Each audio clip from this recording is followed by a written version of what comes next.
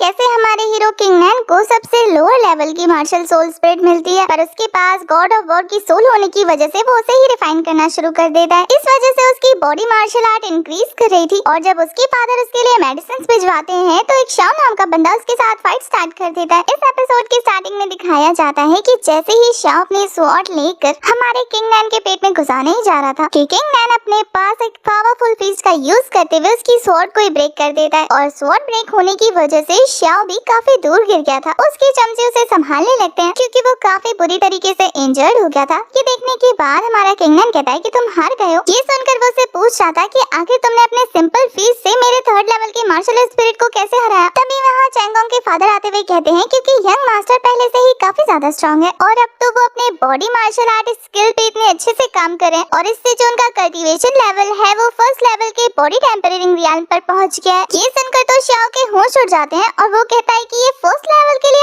पर पहुंच गया, पर इसकी मार्शल स्पिरिट तो सबसे वीक है और फर्स्ट ग्रेड की है ना। ये बिल्कुल इम्पॉसिबल है, मैं मान ही नहीं सकता कि ऐसा हो सकता है। उसकी बेचैनी को देखने के बाद यहाँ एल्डर कह रहे थे कि क्या तुम मुझ पे सवाल उठा रहे हो कि मुझे नहीं पता कि कौन सा बंदा किस लेवल पर हो सकता है। एल्डर से ये बात सुनने के बाद वो कह रहा था कि पक्का इसने इतने सारे एलेक्सर लिए हैं कि ये आराम से कल्टीवेशन कर लेता होगा। अगर इतने सारे मेडिसिन हमें मिलते तो हम भी इतने ज्यादा स्ट्रॉन्ग बन जाते। फार्मेसी एल्डर उसे चुप कराते हुए कह रहे थे कि मैं और एल्डर बिंग ही एलेक्सर को डिस्ट्रीब्यूट करते हैं, तो तुम इनडायरेक्टली ये कहना चाहते हो कि मैं गड़बड़ी करता हूँ। ये सुनकर तो शाओ किंग भी ऐसे करते निनाने लगती है कि अच्छे से क्लास तो एल्डर इनकी। एल्डर तो उन्हें कह रहे थे कि हम पर सवाल उठाने से अच्छा है कि तुम ये जवाब दो कि तुम दूसरे के घर में आकर उसके घर का दरवाजा कैसे तोड़ सकते हो। तुमने क्लैन रूल को तोड़ने की गुस्ताखी की और इसकी वजह से तुम्हें सजा मिल सकती है, तो अब यहाँ खड़े क्यों हो? क्या तुम चाहते हो कि मैं तुम्हें क्रिमिनल कोर्ट में भेजूं ताकि तुम सजा ले सको? अब ये सुनने के बाद वो तीनों फटाफट वहाँ से निकल लेते हैं कि इससे पहले कहीं उन्हें सजा मिल जाए, पर वो जाते जाते किंग नैन को धमकी देना नहीं भूलते। उनके जाने के बाद शाओ किंग उस पड़े हुए मेडिसिन को उठाते हुए उसे किंग नैन को वापस कर देती है, जहाँ एल्डर उसे कह रहे थे कि तुम इन सारे पिल का यूज कर सकते हो क्योंकि ये तुम्हारे फादर के कहने पर तुम्हें दिए जा रहे हैं, तो इसलिए तुम्हें किसी से डरने की जरूरत नहीं है बल्कि अपनी कल्टीवेशन को इम्प्रूव करो। एल्डर के इस तरह से मोटिवेट करने पर किंग नैन उसे थैंक यू कहते हुए कहता है कि आपने काफी हिम्मत बढ़ाई है और इन समय उसका साथ देने के लिए भी शुक्रिया। एल्डर तो काफी चिलैक्स थे। किंग नैन के वहाँ से जाने के बाद एल्डर सोचते हैं कि इस लड़के की अंडरस्टैंडिंग और टेम्परिंग काफी ज्यादा अच्छी है। वो इन दोनों में तो एक्सीडेंट है, लेकिन उसकी ये जो सोल स्पिरिट है वो काफी ज्यादा वीक है। फैमिली हेड कितनी भी कोशिश कर ले इसे पिल देने की, पर मुझे नहीं लगता है कि ये उसके मार्शल स्पिरिट पर कोई भी असर करेगी। इस वजह से तो उसकी पावर पे लिमिटेड है और इसमें कुछ भी नहीं किया जा सकता। कितने अफसोस की बात है। ये बोलने के बाद वो काफी ज्यादा निराश लग रहे थे। इसके बाद हमें किंग नैन को दिखाया जाता है जो अपने रूम में जाकर उन पिल को लेने की कोशिश कर रहा था, पर वो उस बॉटल को ओपन करते हुए एल्डर की कही हुई बातों को सोचने लगता है, जहाँ एल्डर उसे ये बता रहे थे कि ये पिल्स उसे इस वजह से दी गई है क्योंकि फैमिली हेड ने कहा था। किंग नैन सोचता है कि फादर उसके लिए इतना सब कुछ कर रहे हैं तो वो अपने फादर को नीचे नहीं झुकने देगा। किंग नैन उनमें से एक पिल को निकाल कर उसे एब्जॉर्ब करने की कोशिश कर रहा था, पर उसकी सोल इसे एब्जॉर्ब करते हुए उन पिल को तोड़कर चकनाचूर कर देती है। वो तो हैरान हो रहा था कि ऐसा क्यों हुआ, पर फिर दूसरे पिल के साथ भी ऐसा ही होता है तो वो समझ आता है कि लगता है गॉड ऑफ वॉर की सोल इसे एब्जॉर्ब करना चाहती है। ये सोचते हुए वो गॉड ऑफ वॉर की सोल को बाहर निकालकर उसे पिल ऑफर कर रहा था। किंग नैन उस सोल को पिल ऑफर करता है तो वो उसकी पावर को एब्जॉर्ब करते हुए पिल्स को डिस्ट्रॉय कर देती है। अब तक तो किंग नैन ने उसे 5 पिल्स ऑफर कर दी थी, लेकिन अभी भी इस सोल को और चाहिए था। ये देखकर वो हैरान होता है कि इसे कितने पिल्स की जरूरत है, तो वो एक बारी में उसे सारे के सारे पिल्स निकाल कर दे देता है, जिसे तो गॉड ऑफ वॉर की सोल आसानी से एब्जॉर्ब करते हुए अपने लेवल को इंक्रीज कर चुकी थी। गॉड ऑफ वॉर के मार्शल सोल स्पिरिट अपने लेवल को इंक्रीज कर देती है। ये देखने के बाद किंग नैन काफी ज्यादा सरप्राइज था। वो हमें बताता है कि मार्शल सोल अगर एक बार अवेक हो जाती है तो उसके लेवल को इंक्रीज नहीं किया जा सकता, बल्कि लाइफ टाइम उस स्किल को सीखा जाता है ताकि उस स्किल में मास्टर बन सके। पर गॉड ऑफ वॉर की सोल अपने मार्शल स्पिरिट की ग्रेड को इंक्रीज कर सकती है। वो ये जानकर हैरान होता है कि ये फाइटिंग स्पिरिट असल में हेवन के अगेंस्ट जा सकती है, और फिर वो ये सोचते हुए काफी ज्यादा खुश हो रहा था कि इसका मतलब वो जितने ज्यादा पिल्स एब्जॉर्ब करेगा इस फाइटिंग स्पिरिट की पावर उतनी ज्यादा बढ़ती जाएगी, क्योंकि इसके ऊपर कोई लिमिट नहीं लगी है। ये अपनी कल्टीवेशन को इंक्रीज कर सकता है। इसका मतलब उसका जो पावरफुल गॉड बनने का सपना है वो सपना नहीं रहेगा, बल्कि वो इसे हकीकत बना सकता है सबसे स्ट्रॉन्ग बनकर। इधर हमें किंग नैन के घर के बाहर उसके डैड को दिखाया जाता है जो कि अपने जनरल के साथ वहाँ आए थे और उसका दरवाजा ठीक कर रहे थे। वो अपने जनरल से पूछते हैं कि आखिर किंग नैन को कल्टीवेशन में कितना वक्त लगेगा। वो उसे बताते हैं कि ये रात से कर रहा है तो अभी तक हो जाना चाहिए। तभी किंग नैन रूम से बाहर आता है और अपने डैड को वहाँ देखकर खुश हो गया था। उसके डैड ये देखकर हैरान हो जाते हैं कि उनका बेटा सेकंड लेवल पर पहुँच गया है बॉडी मार्शल आर्ट स्किल्स के। वो सोचते हैं कि इसके पास एक फर्स्ट ग्रेड की स्वॉर्ड मार्शल आर्ट स्पिरिट है और इसके अलावा मैंने इसे 10 बॉडी रिफाइनिंग पिल दी थी, तो ये कैसे पॉसिबल है कि ये इतनी जल्दी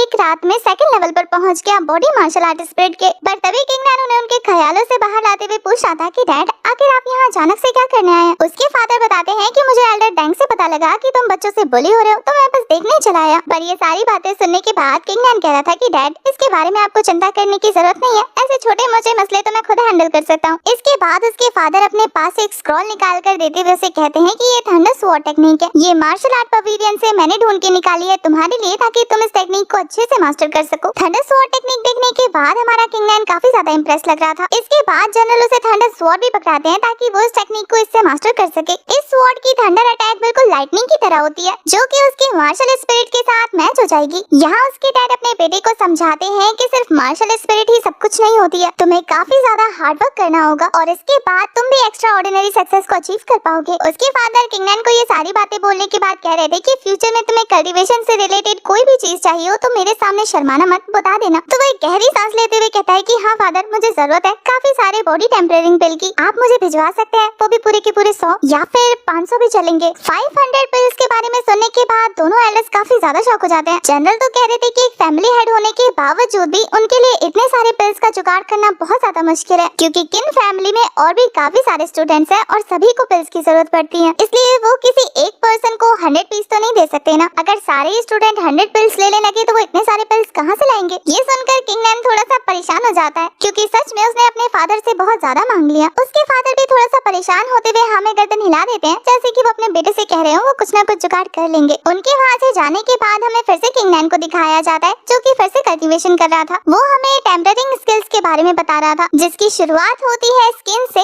उसके बाद मसल्स के अंदर, फिर वेन्स के जरिए वो ऑर्गन्स तक पहुँचते हैं और ब्लड में मिलने के बाद वो सीधा उसके बोन्स तक पहुँच जाते हैं। ये करते हुए उसकी बॉडी से काफी ज्यादा स्पिरिचुअल एनर्जी निकल रही थी। टेम्परिंग स्टेट पर पहुंचने के बाद वो ब्रेक थ्रू करना शुरू कर देता है जहां एनर्जी रिलीज के साथ उसका ब्रेक थ्रू कंप्लीट हो गया था और वो ये जानने के बाद खुश होता है कि सिर्फ कुछ दिनों की कल्टीवेशन के बाद वो 3rd लेवल पर पहुंच गया है। उसकी बॉडी टेम्परिंग अब 3rd लेवल पर है और जो गॉड ऑफ वॉर की मार्शल सोल स्पिरिट है वो 7th ग्रेड का गॉड ऑफ वॉर बन गया है। वो तो बिल्कुल एक्स्ट्रा ऑर्डिनरी है। तभी किंग नैन को आवाज आती है कि वहाँ पर शाओकिंग आई हुई है जो कि अंदर आते हुए अपने यंग मास्टर के लिए परेशान हो रही थी क्योंकि उन्होंने पूरे दिन से कुछ नहीं खाया था। वो उसके सामने खाना रखते हुए एक स्क्रॉल दिखाते हुए कह रही थी कि ये मैप 4th एल्डर ने भेजा है, यानी कि फार्मेसी एल्डर एल्डर दांग, जो कि सीक्रेटली हमारे किंग नैन को ये स्क्रॉल देना चाहते थे। शाओ किंग उसके सामने ओपन करते हुए बता रही थी कि वो इतने देर से कल्टीवेशन कर रहा था तो उसने उसे परेशान नहीं किया, तो क्या अब उस मैप को चेक कर सकते हैं। किंग नैन जब उस मैप को ओपन करके देखता है तो उसमें लोंगवे माउंटेन के बारे में लिखा हुआ था जहाँ पर एक स्पिरिचुअल एनर्जी पूल मौजूद है, वहाँ पर जाकर कल्टीवेशन करने से उनकी स्पिरिचुअल एनर्जी इंक्रीज होगी। किंग नैन तो ये मैप पाकर काफी ज्यादा खुश था। वहीं दूसरी तरफ हमें चेंगोंग को दिखाया जाता है जो अपने दोस्त को सेम यही मैप दिखा रहा था, ये कहते हुए कि 4th एल्डर ने सिर्फ उसे दिया है और इसके बारे में किसी को पता ना चले क्योंकि एक सीक्रेट प्लान है। उस माउंटेन पर एक स्पिरिचुअल एनर्जी पूल मौजूद है, इसलिए वो सभी डिसाइड करते हैं कि वो साथ में वहाँ जाकर स्पिरिचुअल पावर हासिल करेंगे। यहाँ 4th एल्डर के बारे में काफी गड़बड़ी महसूस हो रही है क्योंकि वो अपने बेटे और यंग मास्टर को सेम तरीके से ट्रीट करें, लेकिन उन्हें ऐसा दिखा रहे हैं जैसे कि वो सिर्फ उनके लिए कर रहे हैं। यहाँ चेंगोंग बताता है कि वहाँ जाकर उनकी कल्टीवेशन और ज्यादा अच्छी हो जाएगी। यहाँ श्याओ ये बात सुनने के बाद काफी ज्यादा खुश हो रहा था